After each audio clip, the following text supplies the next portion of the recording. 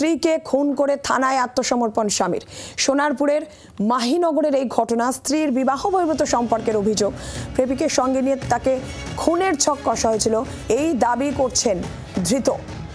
স্ত্রীকে খুন করে থানায় আত্মসমর্পণ স্বামীর। সোনারপুরের মাহিনগরের ঘটনায় অভিযুক্তের কি বক্তব্য শুনুন।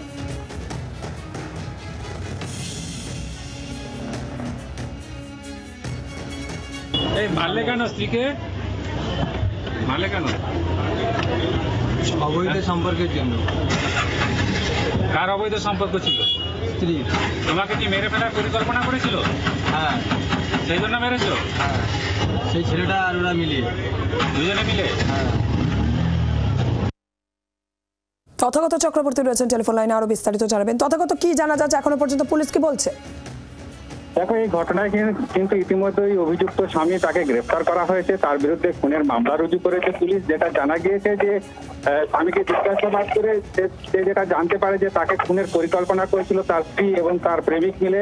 তার যেটা জানা গিয়েছে যে তার স্ত্রী দীর্ঘদিন ধরে পরকীয়া সম্পর্কে জড়িয়ে পড়েছিল এবং এই কারণে কিন্তু তাদের দুজনের মধ্যে তুমুল অশান্তি শুরু হয় এবং সেই অশান্তির জেরেই কিন্তু স্বামীকে মারার পরিকল্পনা করছিল স্ত্রী। এবং সেই ঘটনা তারা যখন ফোনে আলোচনা করছিল সেই সময় শুনতে পেয়ে যায় অভিযুক্ত, এবং তারপর কিন্তু সে বাড়ির মধ্যেই স্ত্রীকে শ্বাসরোধ করে খুন করে কিন্তু ঘটনাস্থল থেকে সে তাদের 6 বছরের যে সন্তান তাকে নিয়ে সে পালিয়ে যায়।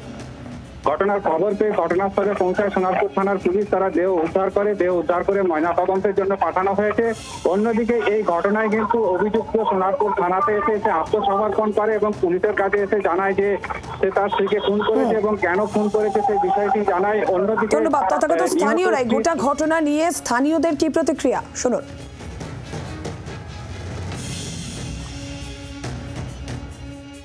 আমার বাড়িতে ধরুন 3-4 বছর ধরে আছে।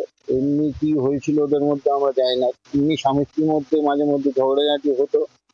তারপরে কি যে হয়েছিল আমরা পরের দিন সকালবেলা জানতে পারলাম। ওই সময় ছেলেটি ছিল না।